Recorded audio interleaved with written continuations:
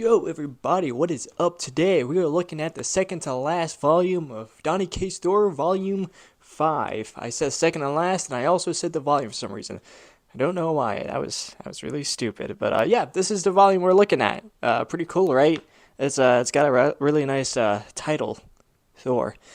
Anyway, it was pretty fine. I didn't think it was as good as the Hulk versus Thor stuff because it didn't have that element of fun in it. A lot of this is just like, building on plot and stuff like that. And I say this is like the second to last volume of Thor, but in reality, this is like the last thing Donny Cates wrote for Thor, and even then, he had help from Al Ewing because after this, he got into like a crash, and there was a lot of other personal issues, so he never really got to finish his run on Thor, unfortunately. And it really shows because the quality kind of drops really after this. It just kind of meanders and stuff like that. Like all the plot points he was setting up just kind of get resolved in like a couple issues. So yeah, the real author of this is a lady named Torun Grunbeck, who is fine. She isn't great in the role, especially because she just has to like end the series when the guy who was originally making the series is left. So I don't really envy her for trying to end it as best as she can. But yeah, overall, it's just a fine little volume. But let's get into like the synopsis. Basically, after the whole Hulk versus Thor event, Thor is helping Sif like trying to rebuild the Rainbow Bridge because he destroyed it when he turned into like a Hulk Thor. Yeah, by the way, he destroyed the Rainbow Bridge a little bit ago. I don't think I told you about that.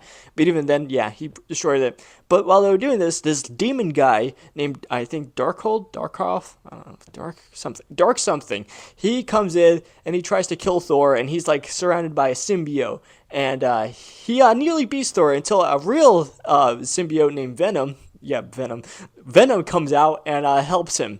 By this time, Venom is now the new King in Black, and that's an entire can of worms I do not want to get into because that storyline is very long, very complex, and has like two or like three giant crossover events. So I'll talk about that later if I ever get into like a Venom retrospective. But yeah, anyway, Venom goes and helps Thor try to fight this guy. Now this guy, he's pretty powerful. Like even Thor's strongest hits can't hit him. And guess what? He also has a Mjolnir. He makes a red Mjolnir with spikes and everything, and it is just knocking him down. So the two decide to really team up by letting Eddie go over him because Eddie's new Venom powers basically lets him become a symbiote sort of and control all the symbiotes from around the universe and the multiverse, and it's really weird and creepy. So Thor does this, and he becomes super powerful Ultra Venom Thor, who's like really super powerful, and beats the guy. But turns out, spoiler alert, dramatic twist, Venom is not actually Eddie Brock. He's Meredith, who is Eddie Brock, but from the future, and he's evil, and he wants to like kill everybody and stuff like that. But Thor manages to vanquish him before he could take that evil hammer.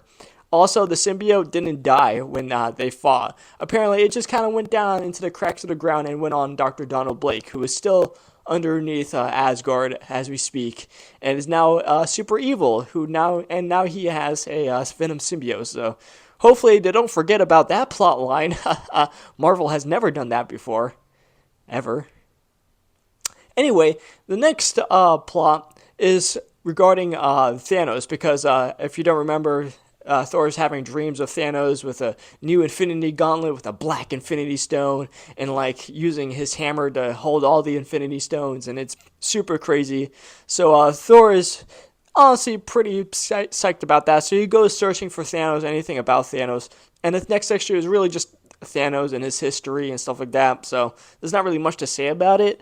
There is this one cool little storyline with Iron Man early in his career when he fought like a Thanos bot, and the robot was all like, "If you destroy me, you will wake up from this reality," because the robot apparently says that Thanos already won, and if Iron Man ever destroys that robot, then Thanos will force Iron Man to wake up and be tortured for the rest of his life because he's actually living in a simulation or something.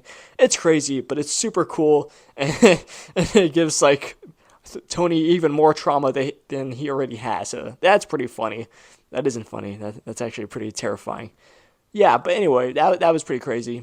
Anyway, after that, Thor gets help from this lady called Runa, who is like a Valkyrie who like helps the dead and stuff like that, because that's what Valkyries do. Also during this time, one of Thanos' children, I forgot what his name is, like Meredith Black or something. One of those guys, the guy with the spear. He felt like he like stabbed Vision a couple times in Avengers: Infinity War. Remember that? Vision was such a pussy then. Jesus, imagine getting stabbed twice. No, I think he was stabbed like 3 times in that movie.